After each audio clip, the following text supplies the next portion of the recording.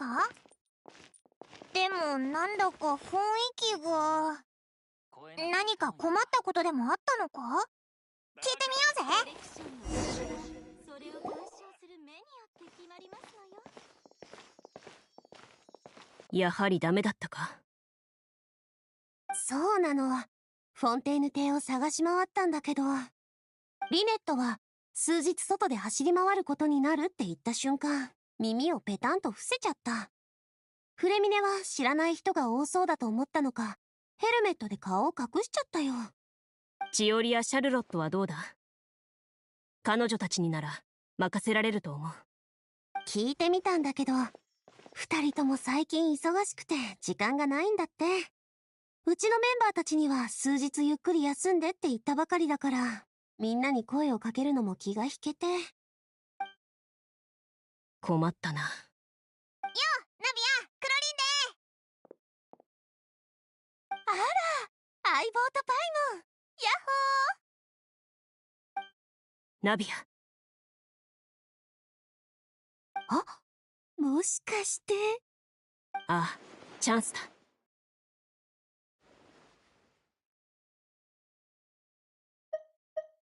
お前ら、何か困ったことでもあったのか？そうなの。相棒、今、とんでもない難題を抱えてるんだけど、あんたたちにしか解決できないことなの。大げさじゃないのか？いや、全然大げさじゃない。もうどうしようもないんだ。旅人、パイモン。ファントムハンター、審判の時を一緒に遊んでくれない？なんだって？フォンテーヌのテーブルトークシアタークラブが出したテーブルゲームのシナリオだ。テーブルトークシアターゲームって聞いたことある？友達とテーブルを囲んでキャラクターを演じながらシナリオを進めていくゲームなんだけど、私小さい頃から大好きなの。面白そうだな。私もクロリンでも昔からこの回のメンバーよ。で、最近メンバーが新しいシナリオを作ったから試しに遊んでみてほしいって言ってきたの。だからこれは新しいシナリオなのよ。でもって私たちが初めてのプレイヤーってわけ。私有段階のシナリオは普通多くの問題点があるものなんだけど、今回のものは完成度が高いし作者の考察も行き届いていて、なかなかよくできていると思う。ストップストップ。私はシナリオ読まずにあんたに渡したんだからネタバレしないで。とにかくこのシナリオには4人のプレイヤーが必要なんだけど、1人足りないんだ。あんたもそう思うでしょ、相棒。でも、オイラと旅人って2人だけど、いいのか？問題ない。プレイ体験を損なわないよう実際の参加者数に応じて進行は調整する。ひひ、どうする？遊んでみるか？お前に任せるぜ。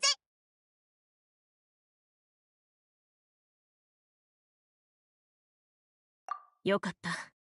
これで問題解決だ。よし、じゃあ早速シナリオ担当を呼んでくるよ。シナリオ担当？シナリオってクロリンデが持ってるんじゃないのか？このシナリオに合わせクラブは新しい遊び方を考えた。最初進行役であるゲームマスターが持っているシナリオは完全なものではない。初めのストーリーをクリアしてやっとシナリオ担当から次の章のシナリオを受け取れるんだ。さらに参加者に臨場感を与えるためにクラブはシナリオのシチュエーションを再現する。そして初日の集合場所はシナリオ担当が教えてくれるまでわからないというわけだ。おお、シナリオの作者もかなりこだわってるんだな。ワクワクしてきたでしょ？ゲームマスターですら物語の結末を知らないんだもの。あなたたちと一緒に結末を見届けられるのを楽しみにしている。他のみんなはチオリアで待ってるから先に合流しておいて。私は後でシナリオ担当と一緒に向かうよ。ああ、焦らず足元に気をつけてな。もう子供扱いしないでってば。そうね。今回はどんなキャラクターを演じようかしら。はあ、今回は普通の技能を習得してくれ。それと動物を見かけるたびに説得しようとするのはやめてくれ。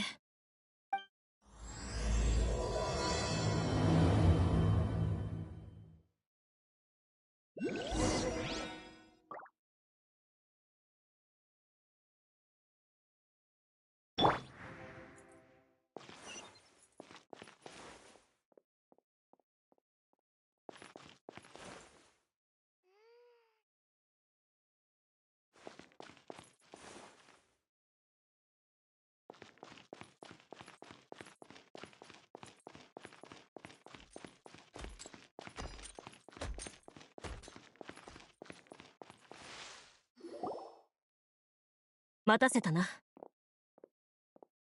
おや、戻ってきたのかい？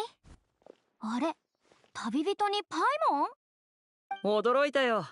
一緒に遊んでくれるのは君たちなのかい？リネ、それにフリーナ、残り2人のプレイヤーってお前たちだったのか。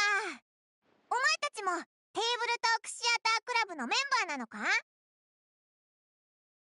僕はあくまで幽霊部員って感じかな。あんまりイベントには参加してないんだ。ブーフドエテの館ではよく進行役としてリネットとフレミネに付き合って似たようなゲームをやってるけど、プレイヤーとして参加するのは初めてだから、みんなと一緒に楽しめるといいな。僕はメンバーじゃない。ただ朝からクロリンデがうちのドアをノックする音で起こされてね。いいシナリオがあるって聞かされたから参加するって決めたんだ。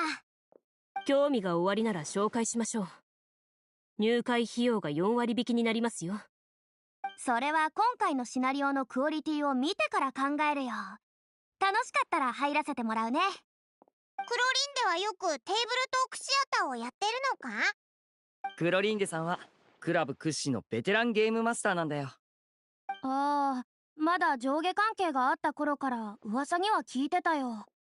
ただの趣味だ。驚くほどのことでもない。そうだったのか。厳かな決闘代理人としてのお前しか知らないから、テーブルトークシアターの進行を取り仕切ってるとこなんて全然想像できないぜ。面白い冗談だ。プレイヤーを困らせたりしない。仕事とプライベートは別だ。法廷での私はフォンテーヌの法律と規則を代表し、己の名誉を守りたい者に公平な決闘の機会を与える。市場は一切挟まずにな。しかしプライベートでは私も皆と同じごく普通の人間だ。怒ることもあれば悲しむこともある。嘘だろ？君とあんなに長く一緒にいたけど一度も泣いてるとこなんか見たことないよ。怒ってるとこは結構見たけど、それともあれは怒ってるように見えただけ？あれは全て仕事の時の私ですので。そうだったんだね。プライベートでも君は気持ちの浮き沈みが少なそうだけど。泣いているところが見たいのですか？それは少し難しいかもしれません。怒るのであればもう少し簡単なのですが。いやいやいやいや、そういうわけじゃ。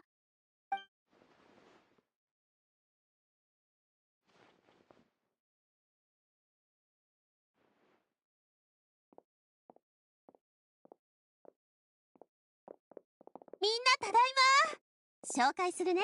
こちらがシナリオ担当のフロリアンさん。皆さん、はじめまして。よろしくな。あれ？フロリアンも決闘代理人なのか？ああ、いえ。これはクラブの保有している衣装です。ゲームで他のキャラクターを演じることがあるので。大変な仕事だね。大したことではありません。プレイヤーによりストーリーに没入してもらい、楽しんでもらうのが私たちの役目ですから。それでは簡単にご紹介しますね。今回のシナリオはファントムハンターの歴史をモデルにしています。皆さんにはとある時代のファントムハンターになりきって、街で起きた一連の事件を解決していただきます。ファントムハンターの歴史なんておいらそんなに知らないけど、大丈夫なのか？はい、全く問題ありません。簡単にご紹介しますね。ファントムハンターとは、特殊な剣術を受け継いで魔物を狩り、街を守る人々のことです。彼らに関する物語は、昔々のレムリア王国、そして最初の狩人カッシュオドルの時代まで遡ります。詳細はまた皆さんご自身で調べてみてください。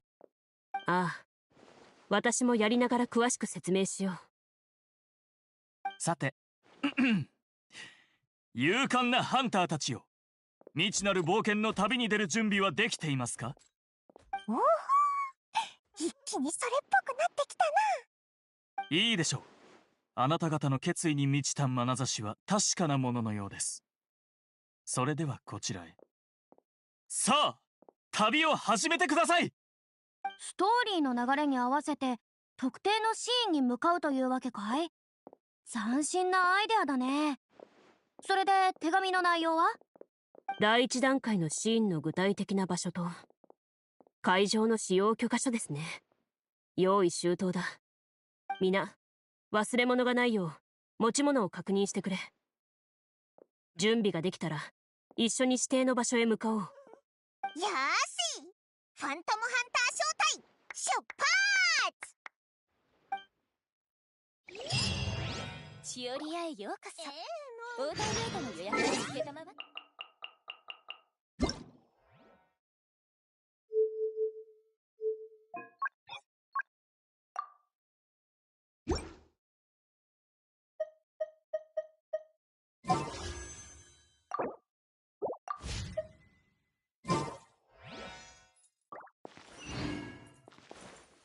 I heard down there just got some new fabrics in.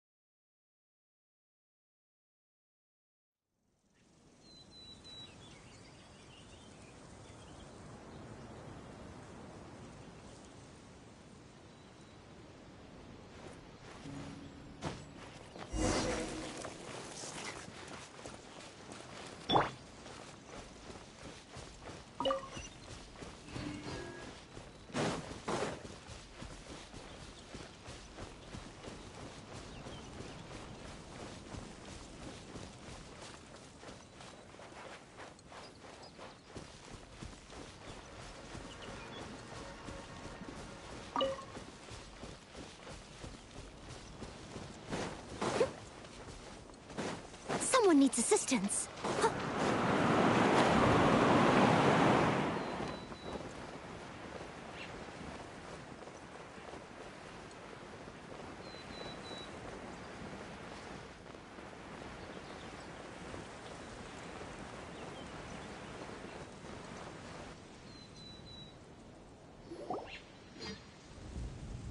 Whoa, they really have thought of everything. Even the Fatometer is here and ready to go for us. The Fatometer? What's that? It's a card that's used to determine action success or failure. We'll need to use it when we try to use certain skills. And what about all the dessert and tea? Is that for us as well? That's what the message said. Really? That's so nice. It feels just like a tea party with friends. Those snacks have Paimon's name written all over them. I think you might be more of a snack hunter than a Marashose hunter, Paimon. Snack hunter Paimon reported for duty. If there are delicious snacks to be found, Paimon will track down every last one. The desserts are great. But I'm still looking forward to the story more than anything. Very fair. Then, let us begin. First, please pick up the blank character cards in front of you, and write down your name and profession. You can find an abbreviated version of the rules printed on the back of your character card. If you have any questions, feel free to ask me. In this story, everyone is a marechaussee hunter. To reflect this, the club has prepared a small badge for everyone. Ooh, nice! As hunters, you have proficiency in swordsmanship and fighting by default, so there's no need to allocate any additional skill points to those areas. Swordsmanship? So there's a fighting part to all of this? Paimon's not sure she can do all that on her own. Maybe Paimon can just stick with you? Why don't you share a character card then? The Traveler will be the marechaussee hunter, and you can be his little floating assistant. Kinda like in real life. So, for the name, do I fill it out with the name of my character? Yep. It can be any name you like. You can use your real name too if you want. I do that whenever I get too lazy to think of a new name. Oh, so it would be like experiencing a different life, but still as yourself. That's not a bad idea. In that case, I think I'll continue to use the name Linny then. Next up is the skill sheet. You have a limited amount of skill points that you can use to learn a number of skills. The more points you invest in a particular skill, the easier it will be to pass associated checks. I'll take persuasion and investigation. Those are must-haves when it comes to missions like these. Oh, those skills sound like they'd be useful for gathering intelligence. Good idea, Navia. Just as expected of a veteran player. So should we also take those skills then? Not necessarily. Since we're working together as a team, we could leave the negotiations to Navia and use our skill points to pick up other useful skills. For example, I think I'll take stealth and sleight of hand. That will give us more options if we run into any situations we can't negotiate our way out of. Oh, interesting. I wasn't thinking about it like that. I suppose it's not so different from an acting troupe. Everyone has their own role to play. Let me see. I'll take arts and performance. I'm not quite sure what use they'll be, but I'm not as knowledgeable about the other skills, and I'm not too confident I'd be able to roleplay them well. Well, that leaves us. What do you want to learn, Traveler?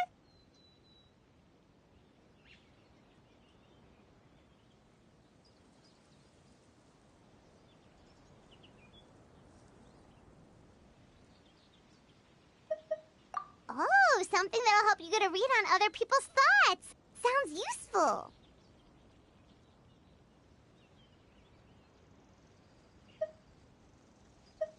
Ha! Gotta say, this suits you really well. Nothing boosts morale like good food. So what do you think? Are you sure you want to learn these 2 skills? Sure, what do you want to learn? Ooh, so you want to help people when they're injured. That's nice of you. Oh, something that'll help you get a read on other people's thoughts. Sounds useful. So what do you think? Are you sure you want to learn these 2 skills? Sure, what do you want to learn?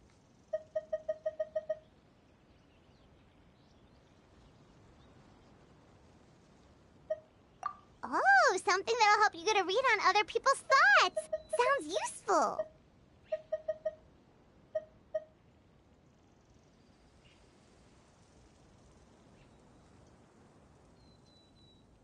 Ha! Gotta say, this suits you really well. Nothing boosts morale like good food. So what do you think? Are you sure you want to learn these 2 skills? Let's see. Oh, looks like you each have enough points to choose one final skill. You've all picked such classic skills.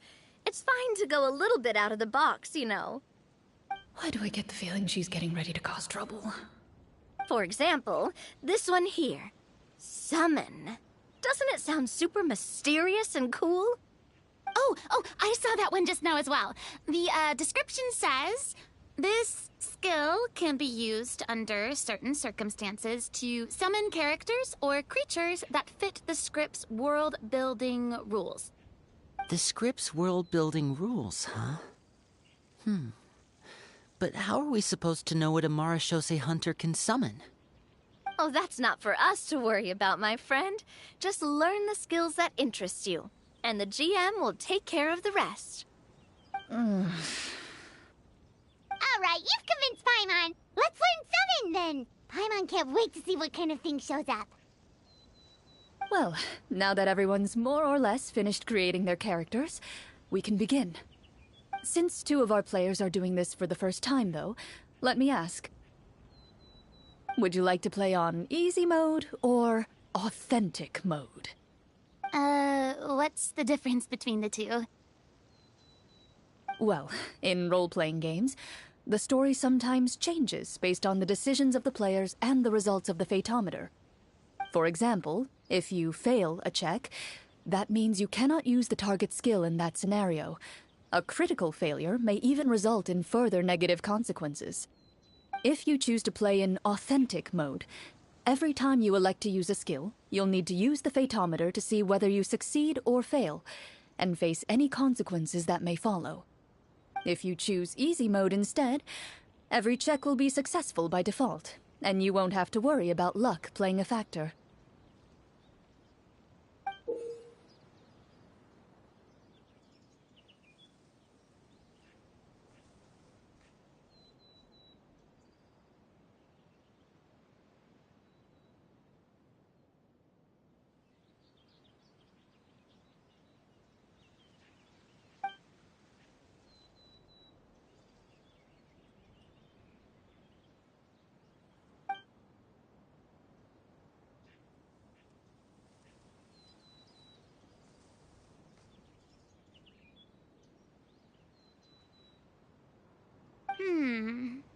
Given that I'd like to focus on the story, I suppose I should pick easy mode. I'd feel bad if I brought the team down by failing my checks. Huh? Oh, come on. Don't worry about that. RNG is the lifeblood of role-playing games. I'm going with authentic mode for sure. Never knowing what you might have to overcome.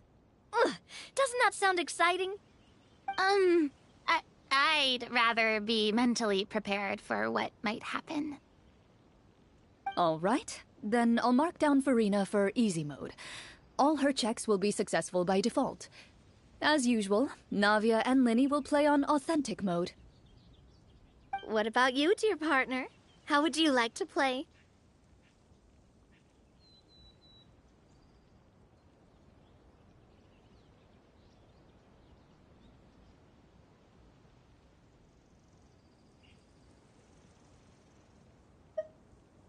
Are you sure? Take your time. There's no rush. Are you sure? Trust me, you'll see the beauty of RNG. Honestly, I don't think Clorand would make things too difficult for us no matter what the fatometer says. Isn't that right, Clorand? No promises. That wasn't super reassuring. Well, anyway, enough talk. Let's get started. I want to experience at least a good chunk of the story today. Speaking of the story, why is the beginning scene on a beach? Well, that's because... a long time ago, back when human civilization was still in its infancy, powerful demons and evil sorcerers ruled over the land. They created a host of monsters and sent them to slaughter all humans in existence. Soon, a group of human rebels banded together.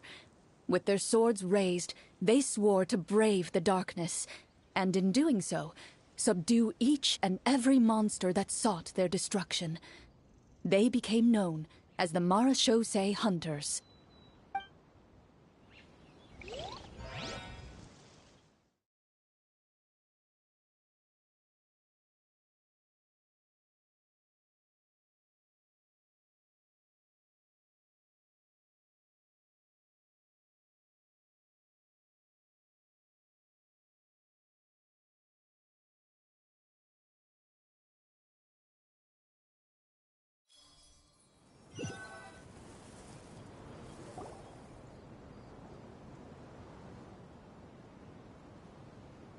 Sometime later, as a member of the Marechaussee Hunters, you receive a commission.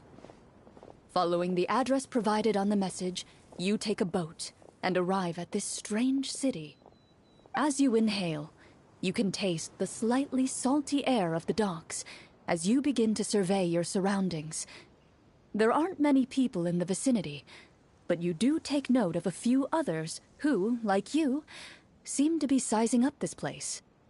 Your eyes meet, and you realize these people are fellow Marechaussee hunters, likely led to this location after receiving the same commission as you.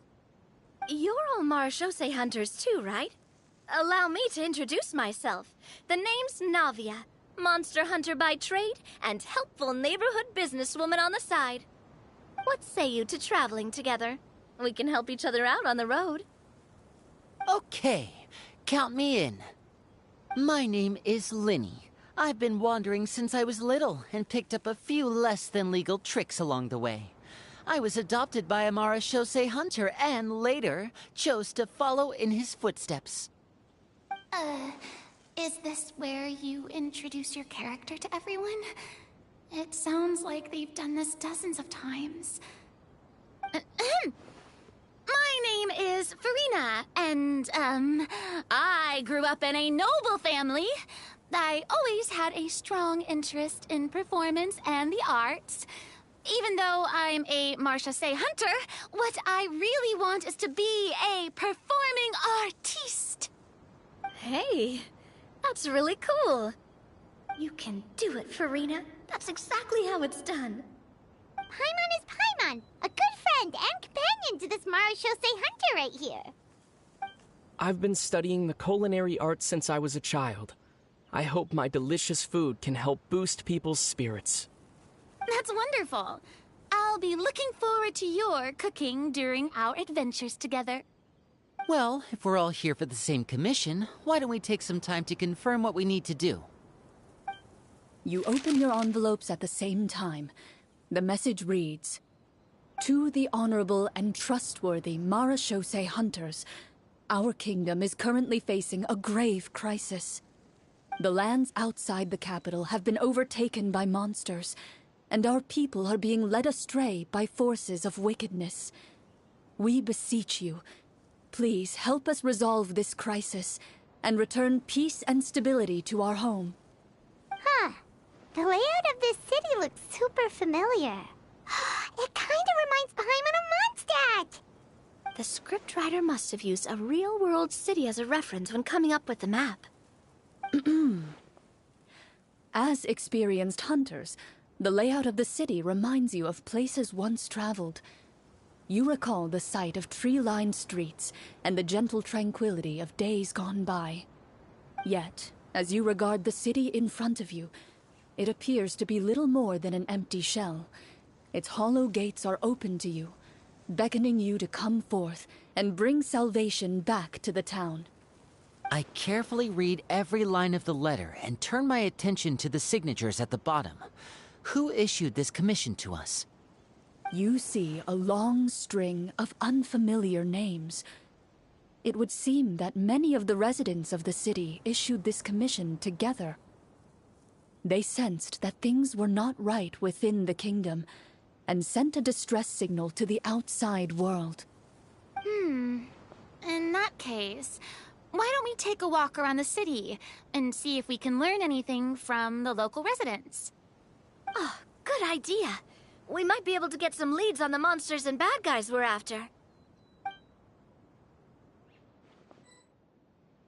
You look up and see a tavern nearby. It appears to be open for the day. Why don't we go check out that tavern?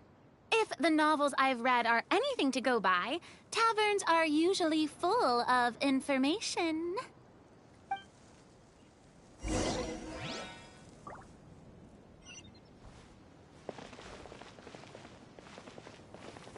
As you approach the tavern, you find a plainly dressed woman standing nearby.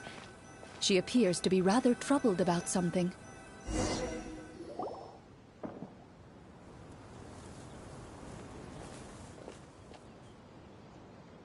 Greetings, friend. Lovely weather we're having today, don't you think? Oh, hello. I suppose you're right. The weather today is quite lovely. If only those monsters out there would stop causing trouble. It seems like every character included in the script has a certain amount of useful information to offer. If we keep asking questions, we might be able to get some good leads. Oh, come now, don't be sad. Life is all about optimism. Oh, that reminds me. What did you have for breakfast this morning? Huh? I don't think that's the kind of question we're supposed to ask. Nothing turns a frown upside down like good food. How about some macarons? I could make you some. You didn't even take cooking as one of your skill proficiencies. That's not necessary, miss. Excuse me for saying this, but you don't really look like a chef.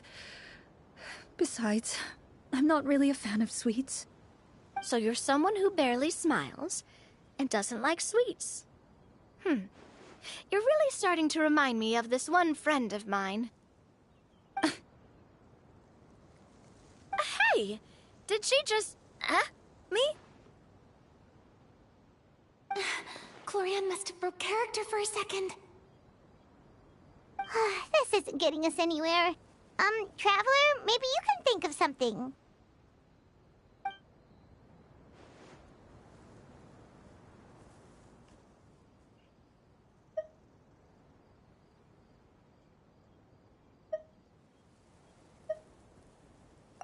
The results of insight checks aren't disclosed to the players, so I'll be the one consulting the fatometer.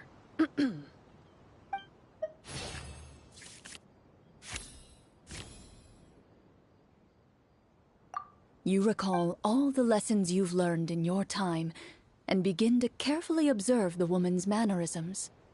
You notice that when she's quiet, she has an empty look in her eyes, as if her thoughts have drifted to a place far, far away. And when she speaks, she often subconsciously reaches out to touch the ring on her left hand.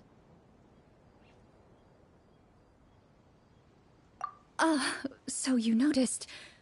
That's a little embarrassing.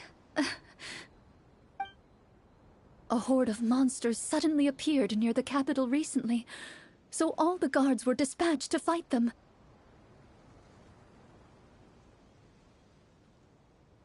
Do you remember when those monsters appeared? I'm not completely sure. All I know is that my husband was dispatched to fight them 3 days ago.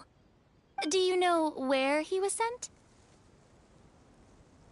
It all happened so fast.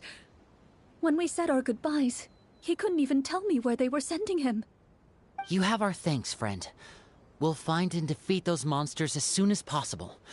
We sincerely hope your husband will be able to return to your side soon. Oh, thank you. Don't worry. We'll find him.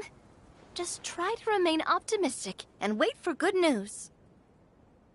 We don't always get to choose what happens to us. But we do get to choose the little things, like what we eat and how we respond to the things life throws our way. I hope that one day, you too will recognize the power of something as small and inconsequential as a delicious dessert. I'll do my best. You bid farewell to the woman, and continue your journey further into the city.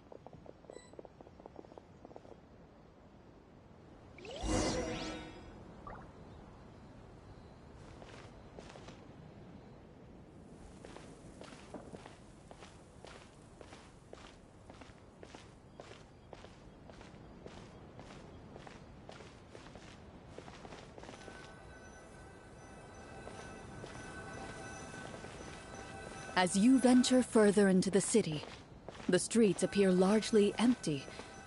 An elderly woman walks past. You see her shake her head as she puts away her wrinkled wallet. A nearby merchant folds his arms and gives you a disdainful look. You get the impression that he's someone who has long gotten used to the sight before him.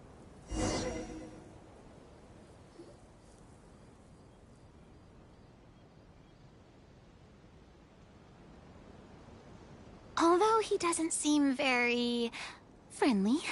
Merchants are usually a good source of information, right? Pardon me, sir. I'd like to ask a question if I may. That depends. How much are you willing to pay? How about this much? What do you take me for? Some lowly beggar? You can't even buy half an onion with that amount. Surely an onion can't be that expensive, right? What do you know? War's nearly upon us. Everything costs several times what it did before. If you're not gonna buy anything, then scram. Whoa, what a nasty guy.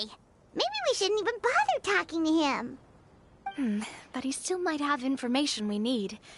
Traveler, can you think of something?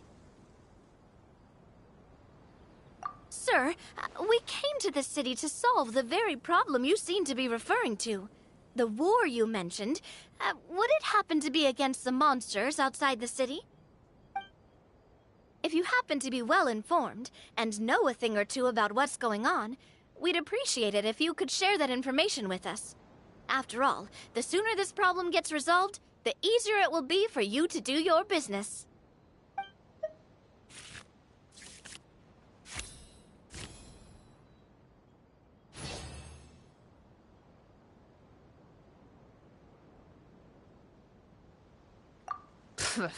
Well, things are basically as you said, young lady. Those monsters are camped outside the city, and they've been destroying all our trade routes. We have limited reserves within the city, so if this continues, we're all gonna be in big trouble. Wait, you're saying no one has put a plan in place to distribute supplies or maintain order? We could all starve and those nobles in the palace wouldn't even break a sweat. Who knows? Maybe they've been in cahoots with the monsters all along. That is concerning. All right. That's all the information you need, right? Off with you now. I've still got business to do. You know, if you smiled a little more, you'd definitely get more business. And I bet that would make your life just a little bit sweeter. I'm not saying it's guaranteed to work. It's just a tip.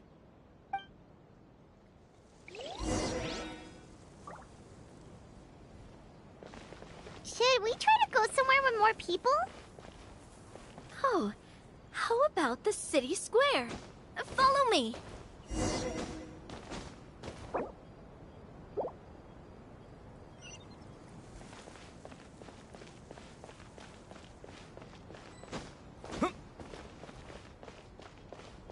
Before you lies the city's central square.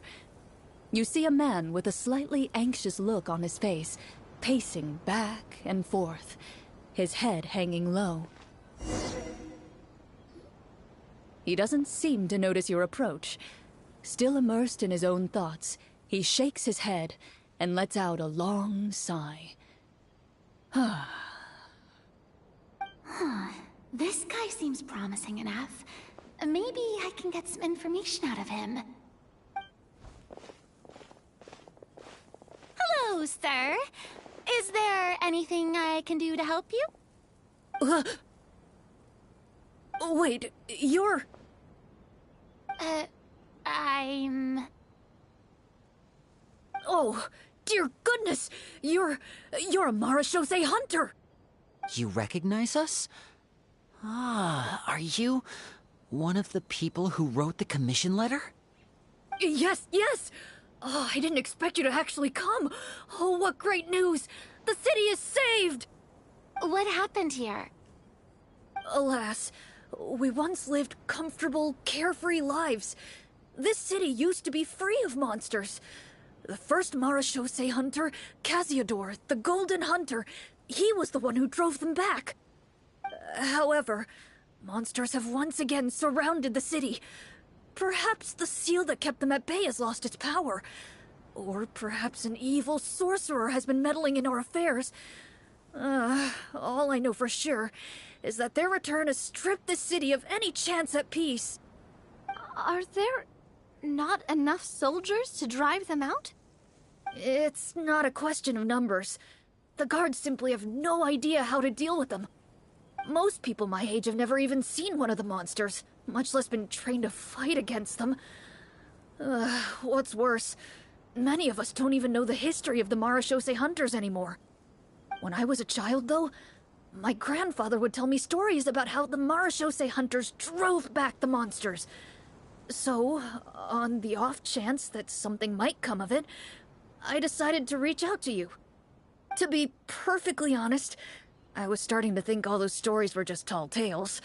But now that I've seen you in person, I finally know that it was true! Well, you can rest easy, friend. The righteous and formidable Marashose hunters are on the case. The man is touched by your determination and resolve. His eyes begin to well with tears of relief. Still, if we are going to hunt the monsters, we need to know where to find them. Can you give us any leads? All I know is that the area outside the city is dangerous. I'm afraid I can't point you toward a specific location. Oh, although, if you leave the capital through the main gate and follow the road, you should run into a group of guards. They might know more about where to find the monsters. I see. We'll go look for them then. All right, be careful. Oh, and one last thing. The monsters outside the city are just part of the problem. There are evil sorcerers inside the city as well, so be on your guard. They're actively working with the monsters, and have corrupted the court ministers with malicious magic. They're the reason why, even inside the city, everything has been a giant mess. Even one of our kindest ministers has turned into a boorish and unreasonable figure, interested in nothing but enacting laws that exploit the people. Who knows how much longer we'll be able to go on like this. Talk about being stuck between a rock and a hard place. I feel bad for him. Maybe we should try to cheer him up? Huh? Like, now? Is this really the right time? I appreciate your kindness, but for now, it's more important to focus on the crisis at hand. Brave hunters, I leave the future of this kingdom to you.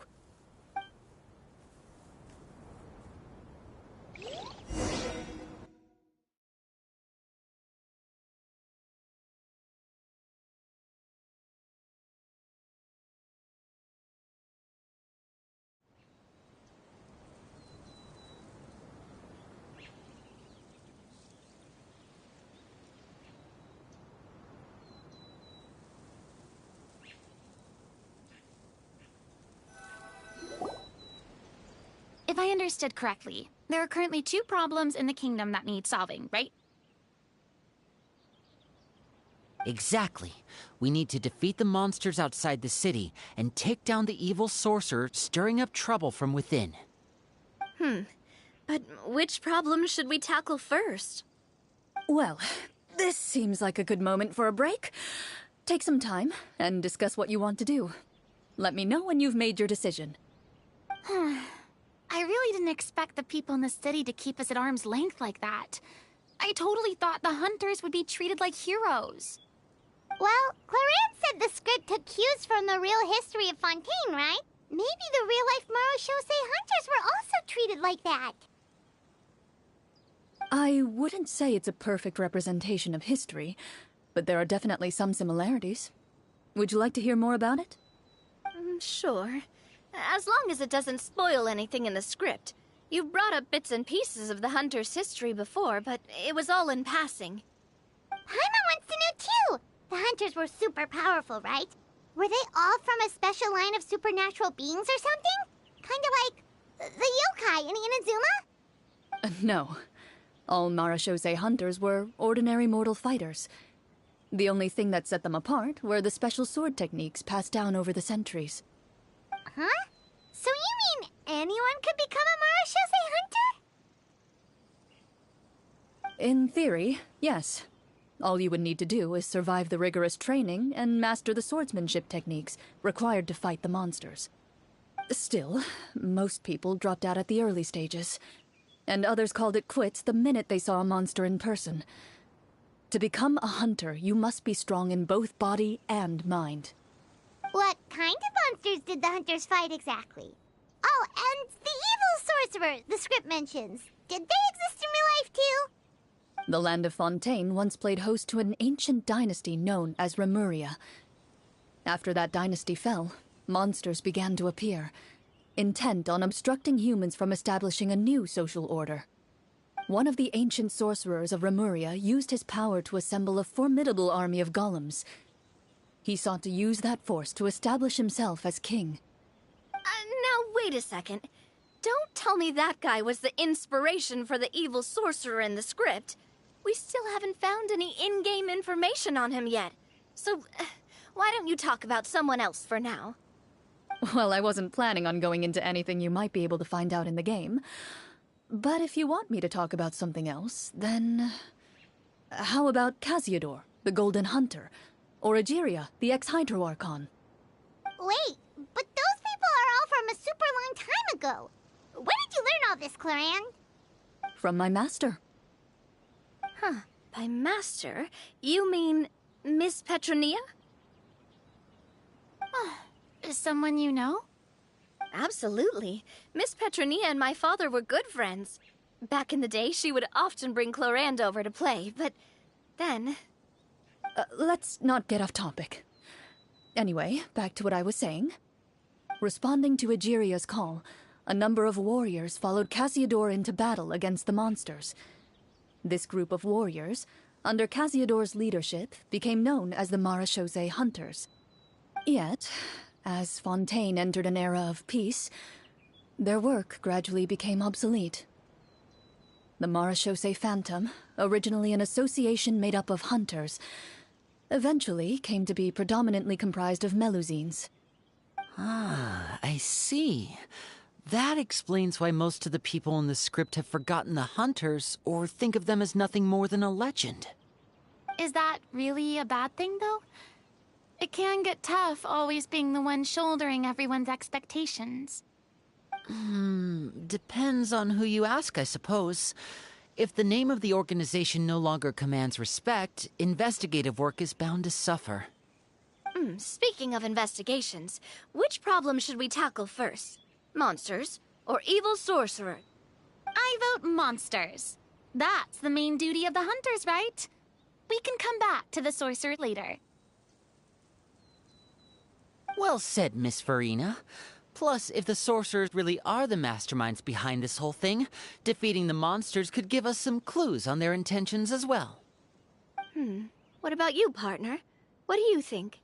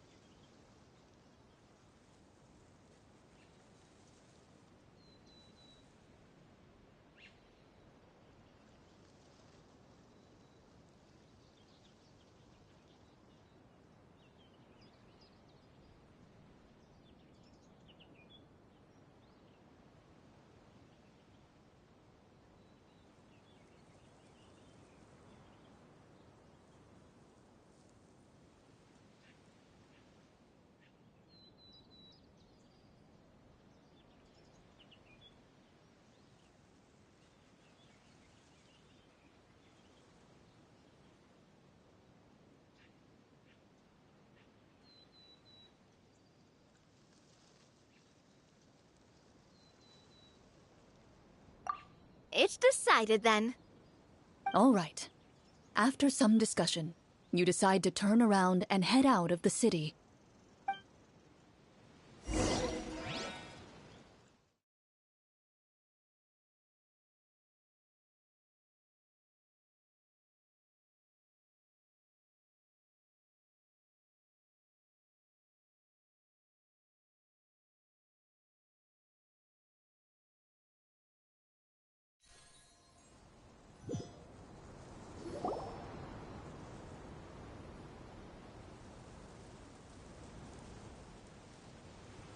Let's take a look around, like that guy said.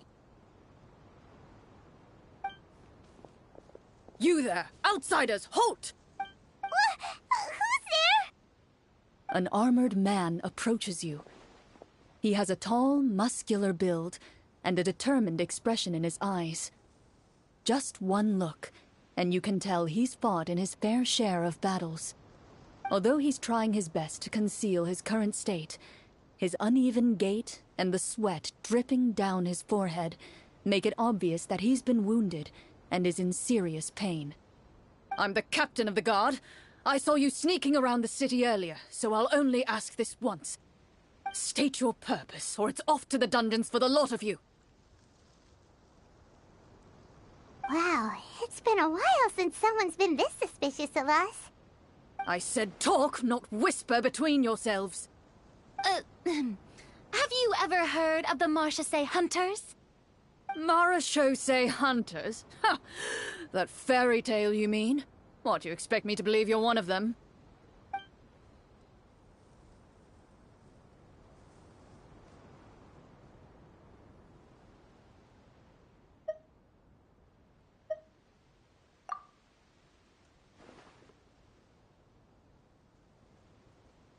Sir, we were indeed in the city earlier, but our purpose was only to gather information on the monsters.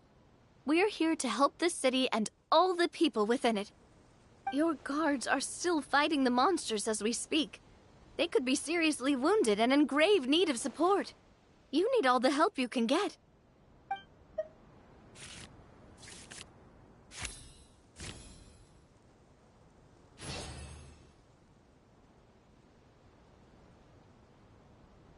The man regards you with doubt and concern.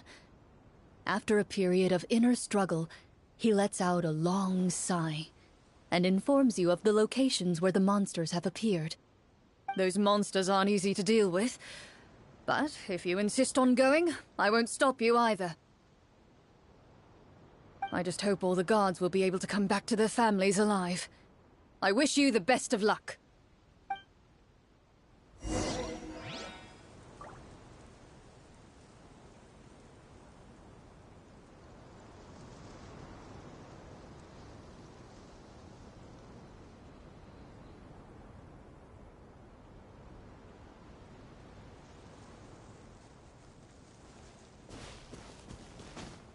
Based on what the captain said, the monster should be right up ahead. Let's go. Hopefully we're not too late.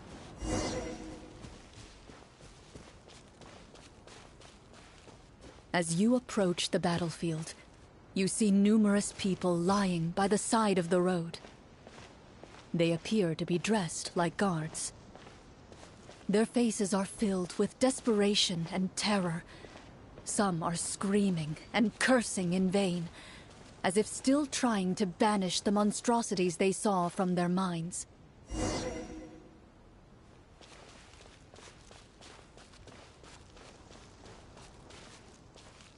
A few of the wounded look up at you in shock and disbelief. Quick, leave this place. Turn around and don't look back, they yell.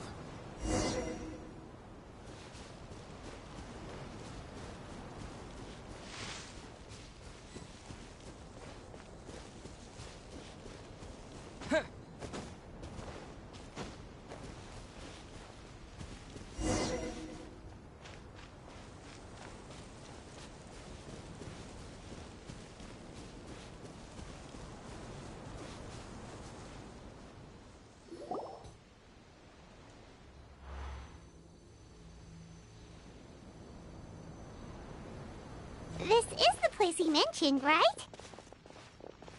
You see broken iron swords scattered all around you, and downed trees riddled with terrifying claw marks. All the signs point to one thing. A truly devastating battle just took place here. Be on your guard, everyone. The monsters might still be around. Before you can finish your sentence, you hear rustling sounds from the surrounding bushes. The monsters have emerged. They close in on you without fear. You get the impression that, in their bloodthirsty eyes, you're just another meal for them to devour. A little help here! This thing wants to eat Paimon! Your battle round begins now.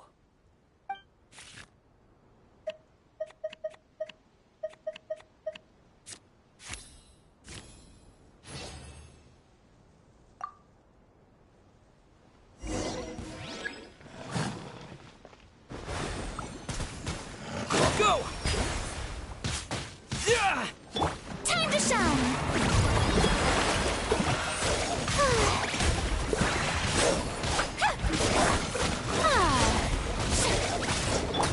The next battle round begins now. Christina with love. Step right up. The monsters let out a terrifying roar of anger and resentment before dissipating into thin air. Oh, thank goodness it's over. We're lucky the Marashose Hunter class came with all those preset skill points. Otherwise, we would have been in some real trouble. I never knew the Fatometer even determines the amount of damage you inflict. If you get unlucky, isn't it just game over right then and there? That's part of the fun. The uncertainty of fate is what gives these games their appeal. Just as you begin to celebrate your victory, a suspicious lump on the ground catches your attention. A suspicious lump? Wait, could it be the thing that appears after every battle? I walk up to it, crouch down, and begin to carefully examine it. I've still got my right glove on, so it should be fine for me to touch it, right? As you investigate the mound, you discover that the exposed portion appears to be made of wood. It was previously obscured by the large form of the monsters. With the monsters gone, the small protrusion now awaits your discovery, poking out of the ground like a shy flower bud. Whoa, it's a treasure chest!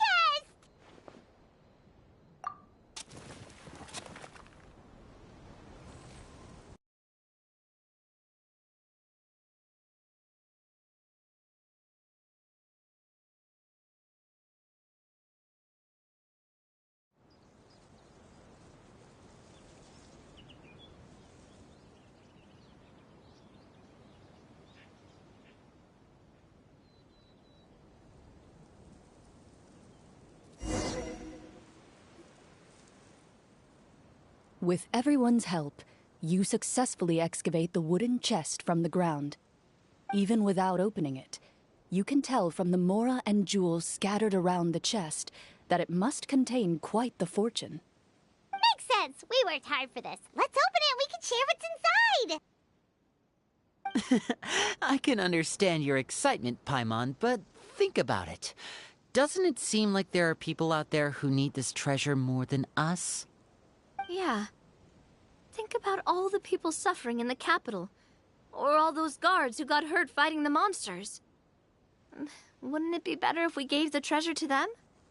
Wait, is that how it works? Paimon thought since we were the ones to dig it up, we could just take it for ourselves. Well, let's put it this way. Any decision you make during a role-playing game can impact the future course of the story. But would the people really believe us? It's hard enough for us to prove we're Marashose hunters. What if they think we procured the treasure illegally? They might get even more suspicious of us. That's definitely something we should consider. Maybe we can come up with an explanation in advance. Well, if donating it could cause that much trouble, ready to fight even more bad guys. Looks like you're facing a difficult choice once again. Well, it's getting late. Why don't we call it a day for now? Wow, where did the time go? I'm not sure if it's because I'm having so much fun with you all, or because the story is particularly enticing, but I feel like I could almost keep going. Here, here. Ooh, how about we play through the night? I'm not sure I'll have enough energy for that. Yeah, that won't work for me either. Lynette will give me an earful if I get home too late. I understand how you feel, Navia, but we have to change venues for the next part of the story anyway. Huh? Another location? Mm-hmm. There's a special note for the GM at the end of this section that says to proceed to an indoor set for the next part of the script. Whoa, they really pulled out all the stops for this new script. Well, even if we end the game for the day, we can still stay a little longer and hear Cloran finish her story, right? Paimon wants to hear more about the history of the hunters. Something tells me you just want to finish the free desserts before we break for the day. That's just a coincidence, okay? Besides, to Paimon, not finishing free food feels even worse than having to buy her own. And anyway, Paimon really does want to hear more about Cloran's master. Well...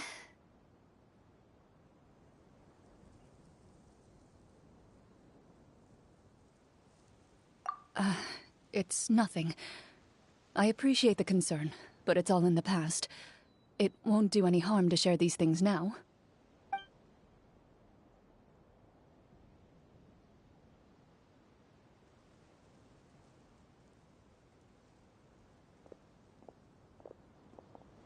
My earliest memories are of living with Master.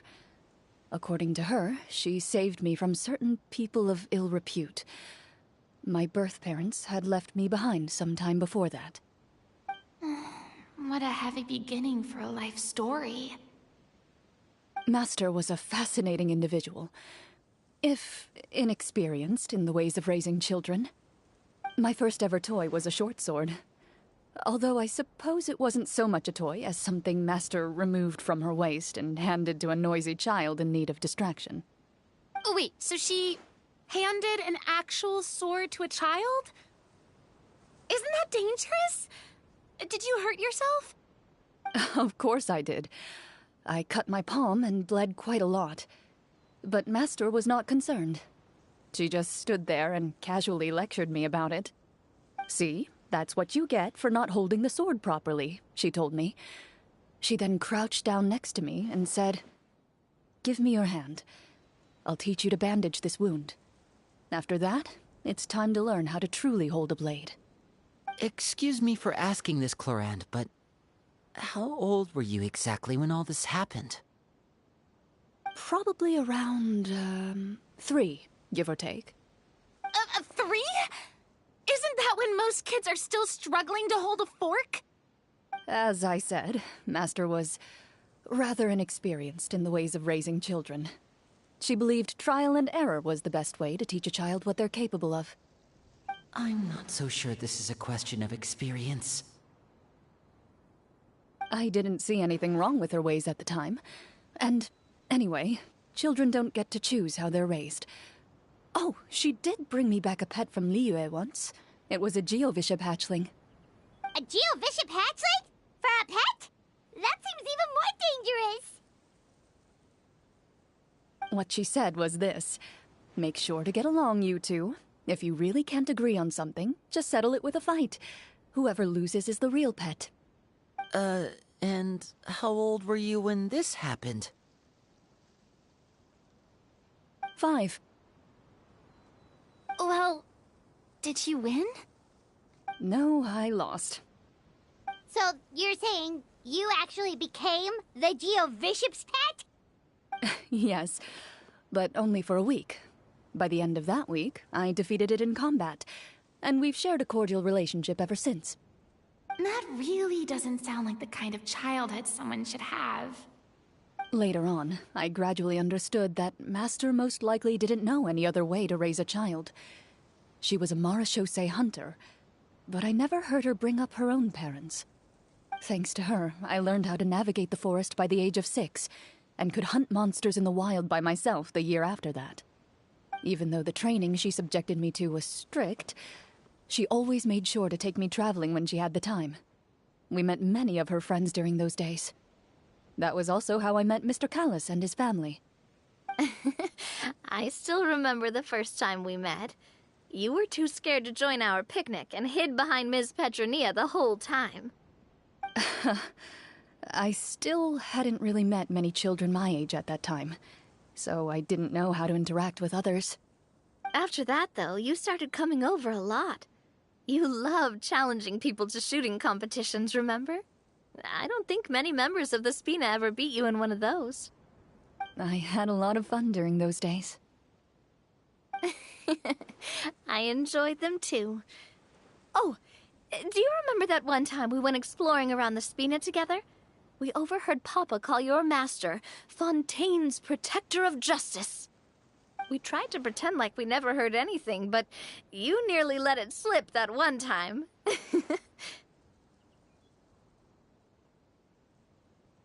Protector of Justice. Oh, wait, you mean that vigilante hero from 20 years ago? The one who is always active at night? Yep, that would be her. She often would put on a black cloak and go out at night. I never knew where she went or what she was doing. Until, like Navia said, we overheard the truth from Mr. Callis that night. 20 years ago, huh? I still remember the guards leaving all kinds of witness reports about her on Nervalette's desk. My apologies. Oh, there's no need to apologize. You had nothing to do with it. And anyway, everything she did was for a good cause. Although, calling herself the Protector of Order was a bit much. Especially when she deliberately operated outside the law. Huh? When did the Protector of Justice become the Protector of Order? Oh, she had a bunch of code names. I heard she would just come up with a name on the spot whenever she was asked. Later on, she probably got sick of answering those questions and decided to stick to just 2. The Protector of Justice and the Protector of Order. That sounds like her, all right. I bet she forgot which of the 2 she'd use by the time she got back each night. Well, she certainly sounds like a fascinating individual. With her strong sense of justice, it's no surprise her student followed in her footsteps. It's true. I always wanted to become like her. Someone powerful, independent, and with a strong sense of conviction. But...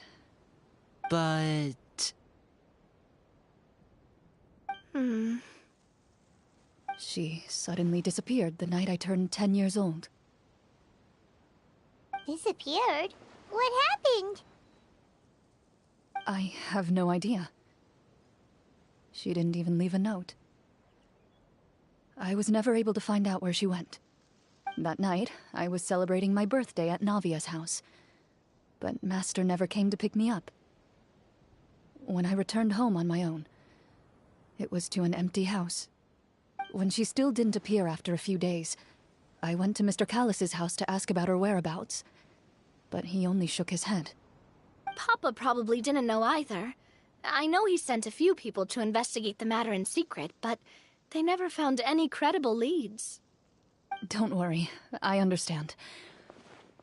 To be perfectly honest, given Master's personality and way of doing things, it all made a lot of sense. If I had to guess, I'd say she probably used it as an opportunity to force me to become independent. Just like how, when a litter of kittens reaches a certain age, the mother willingly leaves them behind. Were you upset, Clorand?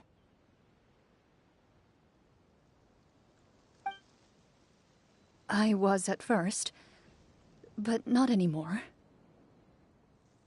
I don't believe Master would suddenly disappear for no reason. There must have been something she just had to do. Well, despite everything, you still managed to follow in her footsteps and become the greatest champion duelist in all of Fontaine. You're practically a living symbol of law and justice. I suspect my position would be far too by the books for her. Master always did whatever she pleased. But you're right. I suppose I do take after her in some ways. Who knew Clorand had such an interesting past? I never had the chance to ask her about it before. I wonder if Clorand's master were the champion duelist back then, would that duel against Mr. Callus have gone differently? Oh no. Judging by the atmosphere, Clorand and Navia are probably thinking something similar. The mood just got super awkward all of a sudden. Well, anyway. Would you look at the time? It's getting dark, so we should probably call it a day for real this time. If we keep talking like this, we really will be here all night. I had a great time today, Miss Clorand. Thank you for being our GM. Anytime. The script was good, but I've got to say, your childhood stories were even better. Hey, you should tell us more about that fight against the Geo-Bishop sometime. Maybe your master was onto something. You could be right. What does she mean, onto something? I certainly don't know any 5-year-olds who want to fight a bishop in their spare time. Guess I'll head back as well. I need to save my energy if I want to continue enjoying the story tomorrow. You're that excited to hear about my fight with the bishop? I was talking about the script.